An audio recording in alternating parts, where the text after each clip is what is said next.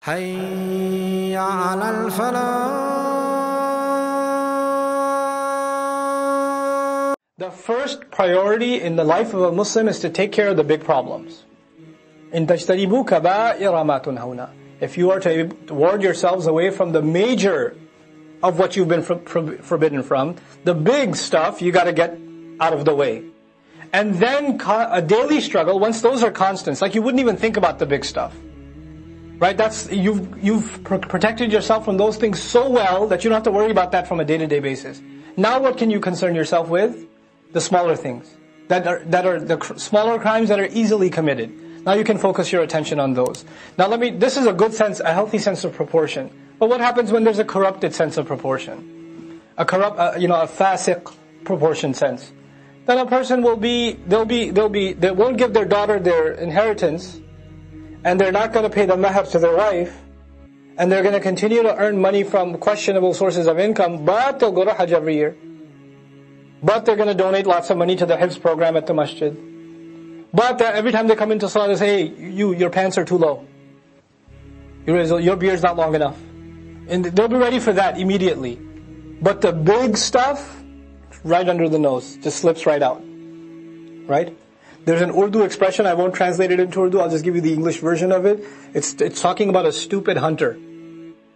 The stupid hunter spent the day running after the mosquito while the elephant escaped. Right? Sense of proportion, buddy. So what happens is and especially this is a criminal psychology, right? If you're really engaged in big sin, then you don't want to face that. You want to rationalize away from that. So you concern yourself with smaller deeds and make them your religion. That just becomes this is everything there is in religion. Everything else that you're violating, you conveniently forget about, never even bring up. إِن تَجْتَنِبُوا كَبَائِرَ مَا تُنْهَوْنَ عَنْهُ نُكَفِّرْ عَنْكُمْ سَيِّئَاتِكُمْ. Then we will bury away from you your sins. You can't keep doing your kaba'ir. Now what sayyi'at is the day-to-day mistakes. Sayyi'at is the rest. إِنَّ الْحَسَنَاتِ يُذْهِبْنَ السَّيِّئَاتِ. Good deeds get rid of bad deeds. They remove bad deeds. That's what's left on a day-to-day. The adhkar, the salawat, the salam to one another, the smiling, the sadaqah. These things will get rid of the smaller mistakes that we do, that we're supposed to be working on anyway. But the kaba'ir have to be dealt with ahead of time, the big ones. وَنُدْخِلْكُمْ مُدْخَلًا كَرِيمًا. And, Allah adds on top of that, the fact that you were staying away from those sins, and you were worrying about getting your smaller sins forgiven. A sinful person is also humiliated. Allah says, we will enter you into a place of entering that is noble itself. Only noble people enter through there. The entrance itself is nobility. Karima, it's noble. So, نُدْخِلْكُمْ مُدْخَلًا كَرِيمًا وَلَا تَتَمَنَّوْا. Another very important social sense of proportion. Allah Azza wa Jal created us differently, all of us. We have different heights, different weights, different ethnicities, different races, different intellectual capacities, different skills, different flaws. We all are just completely different. And most psychological problems people have, like depression, sadness, aggression, things like that, they come from them comparing themselves to others. Why couldn't I be taller? How come I'm so fat? That one's not fat at all. How come this one's so smart? I'm so stupid. How come they did this and I couldn't do that? This happens at the smallest scale. Some kids sitting in a Hifz program memorizing Quran. Some kid finished 2 juz in a month. The other kid's just finishing half a juz. Like, how come I can't be like that? I hate myself. And then parents don't help, right? They say too, why can't you be like that? Right? They don't help either. But there's this, constant comparison of yourself to a coworker, to a fellow peer, a student, a cousin, a sister, a brother, someone else in school, an athlete. Constantly comparing yourself to somebody and then feeling bad about, I don't have what they have. Man, if only I was taller. If only I was this or that. These things, they can become a real burden on a person. Allah Azza wa Jal says, وَلَا تَتَمَنَّوْا. Don't wish for. مَا فَضَّلَ اللَّهُ بِهِ بَعْضُكُمْ عَلَى بَعْضٍ. What Allah favored some of you with. What Allah has favored some of you with over others, or with others. Over others. Some of you are far smarter. You may be hard to look at, but you're far smarter. Some of you are very, very good looking, but you're dumb as a brick. It happens. Right? So there's different proportions. Allah Azza wa Jal wants you to not wish for what somebody else has. He just wants you to be grateful for what you have. And the underlying premise here is, if you're wishing for what somebody else has, that means you have no appreciation for what you have, that's an antithesis to shukr. That goes against the very premise of being grateful. So وَلَا تَتَمَنَّوْا مَا فَضَّلَ اللَّهُ بِهِ بَعْضُكُمْ عَلَى بَعْضٍ لِلرِّجَالِ نَصِيبٌ مِمَّا اكْتَسَبُوا. And if there is something you should compare with somebody else in, is in good deeds. For men, there's only going to be the good portion of what they earned, in terms of good deeds, what they earned for Allah. If there's something to look at somebody else and say, oh, I wish I could do more of that, that's time spent in doing good deeds.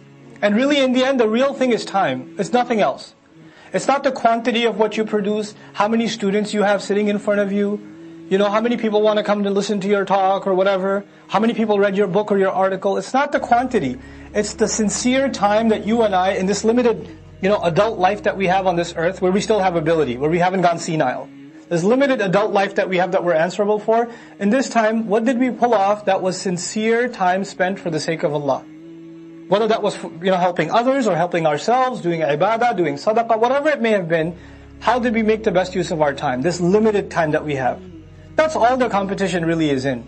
So, لِلرِّجَالِ نَصِيبٌ مِمَّا اكْتَسَبُوا وَلِلنِّسَاءِ نَصِيبٌ مِمَّا اكْتَسَبْنَا. And for women also, they'll have their portion in whatever they earned. A lot of times, girls say, why did I have to be born a girl? I can't do this, I can't do that.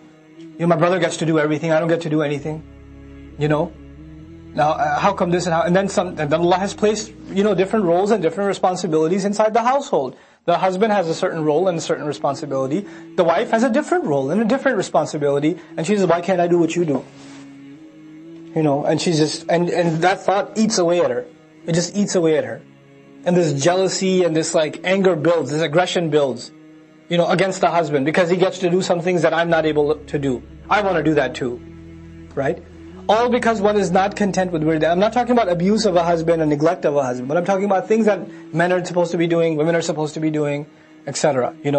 Sometimes, and in this society especially, because we're constantly fed, I can do anything, you can do better, I can do everything better than you, right? We're fed that all the time. So what happens? A woman becomes a mother, a young woman becomes a mother. She's going to feed the child, she's going to take care of the child, she's going to take work leave, or maybe even quit her job, or discontinue school. And her husband's still going to work, and she says, I want to go to work. Oh, why can't I do that? Why don't you stay home and take care of the baby? I'll go to work. And that's fine. You can come to a compromise. That's a personal situation. But if the thought is, I'm stuck with this. Why am I this way? How come it's not somebody else's problem? Why is it my problem? This is a problem of wishing for what someone else has been given, and not appreciating the blessing you are enjoying yourself. Right? So وَلَا تَتَمَنَّوْا مَا فَضَّلَ اللَّهُ بِهِ بَعْضُكُمْ عَلَى بَعْضٍ لِلرِّجَالِ نَصِيبٌ مِمَّا اكْتَسَبُوا وَلِلنِّسَاءِ نَصِيبٌ مِمَّا اكْتَسَبْنَا. This is the ayah of jealousy. Really, it's the ayah of jealousy and vying. I hate my brother. My parents always favor him. He always gets away with everything. They never yell at him. They even paid for his tuition. They told me I have to work. They told me I'm not good enough. But they're always patting him on the back. I can't stand him. No. It doesn't matter if your parents love him more. First of all, it's mostly in your head anyway. Right? But no, it's not. I'm telling you, they hate him. Even if it's not the case, there's nothing for you to vie for. Because you're not here to earn favor from parents. You're here to earn favor from Allah Azza wa Jal. You no longer vie. You just, who's doing more good deeds? That's it. I'm working with what I got, so everybody else is working with what they have. And by the way, if you've been given more, you're answerable for more.